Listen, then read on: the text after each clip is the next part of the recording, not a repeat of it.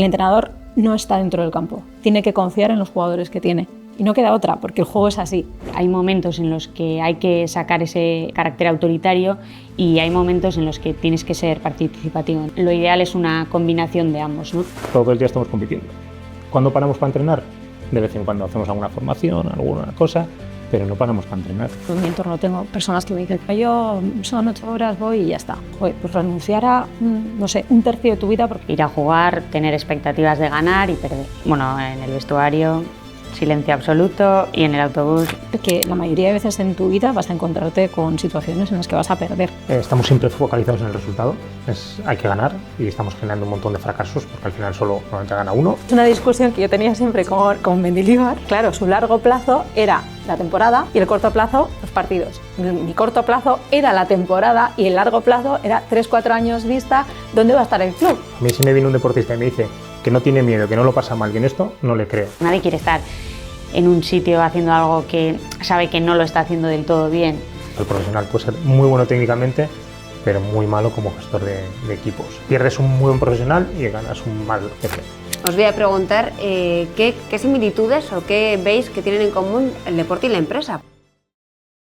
Os voy a preguntar qué similitudes o qué veis que tienen en común el deporte y la empresa, porque al final estamos hablando de unir las dos ramas. ¿Qué tiene para vosotros en común? Para mí es bastante semejante, ¿no? Al final, un equipo simila exactamente a una empresa, a los trabajadores, que al final son las personas, y el equipo un poco lo mismo, ¿no? Tienes personas de todo tipo, diferentes personalidades, y en la empresa es lo mismo, ¿no? Al final aterrizamos en que las personas hacen la empresa y las personas hacen el equipo. Entonces, bueno, creo que aparte de las complicaciones y los extras que tiene de dificultades la propia empresa y su gestión, pues el deporte es algo que al final trata de llegar a unos mismos objetivos, etcétera, que creo que para mí, en mi caso, son muy similares. Yo coincido plenamente, ¿no? El concepto de equipo creo que es fundamental en ambos casos y en definitiva el equipo está formado por personas. Entonces creo que es la clave en ambos escenarios, ¿no? Y de hecho siempre se dice en el mundo de la empresa, siempre se dice que lo más complicado es la gestión de las personas, la parte de la relación con las personas, con sus diferentes objetivos, el que todo confluya dentro de ese único mismo objetivo dentro de la empresa. Y en el caso del deporte sucede exactamente lo mismo. Dentro, mi experiencia al final, que es más en fútbol, dentro de un equipo de fútbol tienes personalidades de todo tipo, intereses distintos, situaciones y vidas diferentes, momentos que también son muy cambiantes y no se parecen entre sí dentro de los miembros del equipo, y sin embargo pita el árbitro y todo el mundo va hacia el mismo objetivo, ¿no? Que es ganar para conseguir una serie de objetivos. Pues en la empresa exactamente igual. Y de hecho yo creo que es una de las cosas de las que tenemos que aprender un poquito del ámbito del deporte, ¿no? Ese objetivo claro.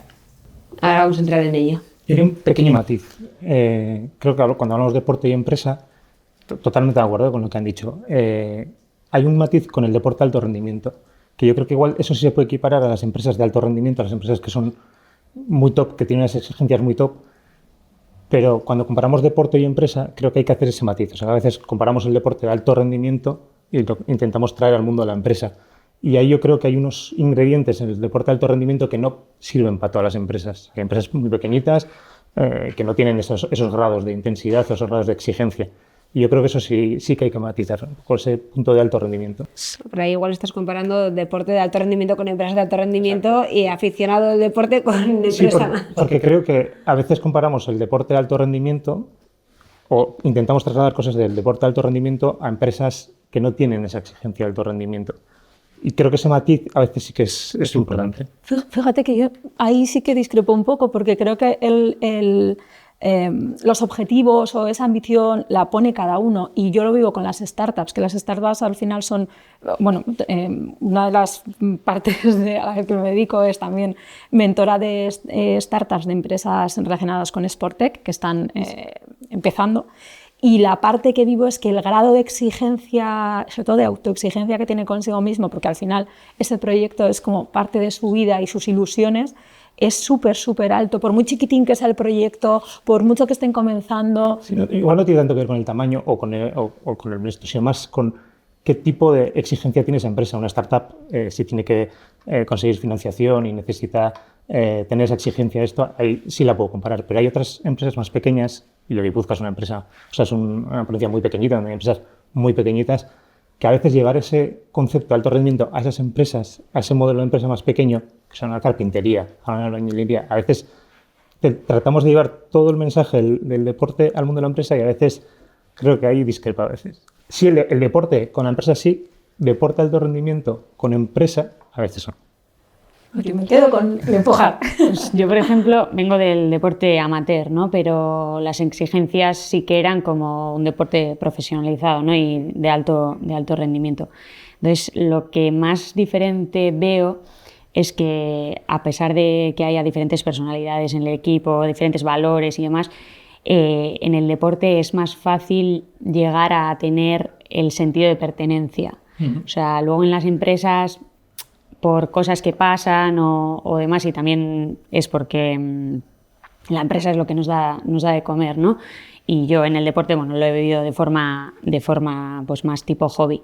Entonces sí que veo que en las empresas no hay tanto sentido de pertenencia, ¿no? Lo que decías un poco, cuando pita el árbitro todo el mundo mira el mismo objetivo, todo el mundo se siente, yo defiendo a mi equipo, mi equipo, pero en la empresa cuesta más ese sentido de pertenencia y de yo voy con mi equipo hasta el final. No sé cómo veis esa parte. Yo creo que hay una parte en el deporte, una parte emocional, que la empresa a veces no se llega a conseguir.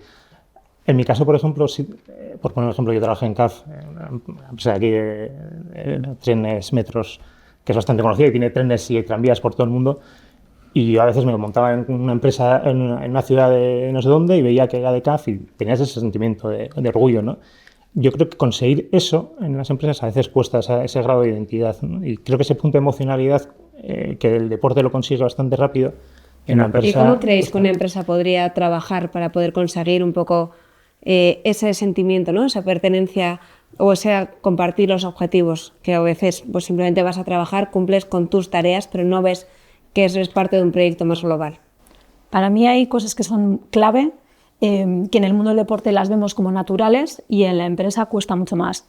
Una de ellas es la confianza, porque, y voy al caso, pongo otra vez el símil del equipo, ¿no? El entrenador no está dentro del campo, tiene que confiar en los jugadores que tiene. Y no queda otra, porque el juego es así. En cambio, en la empresa pasa muchas veces que no hay esa confianza, que hay como cierto recelo, o sea, que dices, tengo mucho trabajo, sí, pero primero tienes que delegar, no tienes que embarronar, tienes que delegar. Y para delegar necesitas confiar en las otras personas, asumir que se van a equivocar porque tú te has equivocado antes y porque forma parte del proceso, y asumir ese riesgo. Entonces, esa parte que en el deporte es lo más natural del mundo y está dentro de las reglas del juego, en la empresa cuesta un poquito más. Y lo mismo con los objetivos claros. Hay en muchísimas empresas que si nos ponemos a preguntar, bajamos al taller y nos ponemos a preguntar cuáles son los objetivos de la empresa, pues ganar dinero, te dirán, pero algo como muy genérico y muy poco concreto, ¿no? En muchos casos incluso hasta no saben cuáles son las cifras, cuáles son los logros que se han conseguido, etcétera, etcétera. En cambio, en un equipo sabes que automáticamente el objetivo es ganar la permanencia, la Champions o lo que sea, lo que toque. Entonces, y eso forma parte de una comunicación clara y directa y bidireccional, ¿no? Entonces creo que esas tres partes, objetivos claros, confianza y establecer ese marco de confianza para tener una comunicación bilateral y esa asunción de responsabilidad por parte de todos los miembros del equipo, son tres claves fundamentales que en el deporte sí se dan mucho y en cambio en la empresa necesitamos trabajar. ¿Crees que parte del problema es un poco lo que decía Nerea, ¿no? Que al final en la empresa lo estás enfocando como es una obligación y entonces pues también la elijo muchas veces en base a pues, un salario, unas condiciones laborales y no tanto en el mundo deportivo que realmente lo estás haciendo por una vocación, por un hobby, por algo que te mueve más emocionalmente y entonces que ya lo inicias tú mismo quizá con otra predisposición o con otro compromiso personal? ¿Puede...? Yo creo que también es mucho un tema de cultura de empresa, ¿no? Porque ahora, yo que sé, hay mucha gente, y yo en mi entorno tengo personas que me dicen, no, bueno, yo son 8 horas, voy y ya está. Y yo suelo decirles, joder, pues renunciar a, no sé, un tercio de tu vida, porque 8 horas de trabajo cada día durante 40 años, pues hombre, es mucho tiempo de mi vida, y renunciar a que ya no voy a disfrutarlos, no voy a tratar de ser feliz, pues me parece un sacrificio que yo desde luego no estoy dispuesta a asumir, ¿no? Entonces, bueno, pues trata de hacer algo que te guste, en lo que disfrutes, buscar, obviamente, pues yo me siento una privilegiada porque trabajo en el deporte, me encanta el deporte, me apasiona y cada día se me ocurren 3000 cosas y no diferencio ni qué es trabajo ni qué es ocio, ¿no? Y soy consciente que siempre no puede suceder así, pero trata de buscar y de orientarlo a eso. Y luego que obviamente hay sectores que no son tan atractivos, pero yo también tengo el recuerdo de que precisamente aquí en Guipúzcoa hay muchas personas que han empezado, que hace años empezaron con el empresario, la empresaria que creó la empresa y que han vivido ese proceso, han sido parte, han ayudado, han empezado desde abajo y han ido creciendo. Y lo sienten como algo suyo y tienen ese sentimiento de pertenencia, por mucho que sea automoción, que obviamente no es una cosa apasionante como el deporte, o no me lo parece a mí, y no es de ellos, no es su proyecto, pero sin embargo sí se sienten parte de ello. Y no hace falta ser Google para eso. Entonces, creo que la cultura de empresa es muy importante, lo que se transmite desde arriba. Yo creo que al final tenemos que sentirnos válidos, importantes, tener un sentido de lo que estamos haciendo, ¿no? Y cuando la gente no ve eso, pues es más difícil. Y al final, un poco lo que dice Patricia, al final es crear una cultura que yo creo que se ha ido perdiendo con el tiempo y que ahora parece que se está recuperando otra vez. Ponías, Patricia, el ejemplo de las antiguas empresas que se crearon aquí, que yo creo que se está volviendo un poco a eso, ¿no? El empresario que creaba antes la empresa era un empresario que bajaba al taller, que preguntaba a la gente cómo estaba, se conocía el nombre de los hijos, de tal, que si tenía un problema. Y esa cercanía, hacerle sentir importante, no simplemente el soldador, el tornero, el administrativo o el financiero, ¿no? Sino, oye, detrás de eso hay una persona que va a pasar mucho tiempo aquí, que está en mi casa, que quiero que sea su casa, y crear eso, ¿no? esa cultura con la gente. Y al final es eso, que la gente sepa cuál es su rol en la empresa, para qué están trabajando, cuáles son los objetivos de la empresa y sentirte parte de esa trainera, ¿no? Que aquí se utiliza mucho el tema de la trainera, pues sentirte parte de esa trainera. Al final, yo creo ahí, por añadir algo, sería que cada uno vea que aportando lo que aporta en el día a día, pues se llega a conseguir esos objetivos, ¿no? Que al final, por un poquito que hagas, pues al final implica en el resultado, ¿no? Igual que en un equipo, que cada persona que está jugando pues, participa e implica en el resultado, pues lo mismo trasladado a la empresa. Y tú, por ejemplo, en tu caso, Nereva, que sí que igual a diferencia de Gorka y Patricia, empezaste antes en el mundo deportivo y luego ya en el mundo empresarial, ¿qué claves o qué cosas dirías que has podido extrapolar? Porque además, bueno, pues tú eras responsable también del equipo de la Real Sociedad, es decir, que llegaste a tener una cierta responsabilidad dentro del equipo y de la coordinación del mismo. Entonces, ¿de ahí hay cosas que hayas podido llevarte a la empresa? Sí, a ver, yo creo principalmente, bueno, al ser un deporte amateur y al disfrutarlo tanto y al conocer las vivencias desde dentro de un equipo, ¿no? Y lo que me ha dado, fundamos la escuela de hockey para que otras niñas también pudiesen vivir lo que nosotros hemos vivido, ¿no? Entonces, también creo que trasladado a la empresa, sobre todo en el mundo del emprendimiento, cuando una persona crea un proyecto propio, ¿no? Tiene que trasladar al resto del equipo a dónde quiere llegar, por qué y un poco esa ilusión, ¿no? Al final muchos de nosotros, bueno, nos movemos por ilusiones, por emociones y lo que más he llegado a trasladar, aparte de la constancia y el esfuerzo que supone en ambos casos, tanto en un hobby como en un trabajo, pues es un poco eso. No, sí que es verdad que también yo creo que en el deporte, igual no, pero el compromiso, el esfuerzo, la asunción de que va a ser complicado está mucho más intrínseco que luego en la empresa, ¿no? En la empresa, cuando vienen mal dadas, muchas veces tenemos a lo mejor menos paciencia, menos tolerancia, ¿o qué os parece? Yo por seguir un poco el hilo y cogerte ahí el hilo, creo que en el deporte, tanto amateur, no solo en el que llega a competir a alto rendimiento, en el deporte vas adquiriendo una serie de competencias de manera casi inconsciente, ¿no? Desde la puntualidad, desde la responsabilidad, desde trabajar en equipo, desde ser responsable. y muchas veces los deportistas eso lo van adquiriendo en su día a día, en su propio entrenamiento. Muchas veces ni son conscientes de que luego en la empresa eso es oro, es una parte de lo que se llaman las soft skills, ¿no? Es oro y ellos lo traen ya propiamente porque lo han trabajado tanto durante tanto tiempo que no son conscientes del valor que tiene esa parte, ¿no?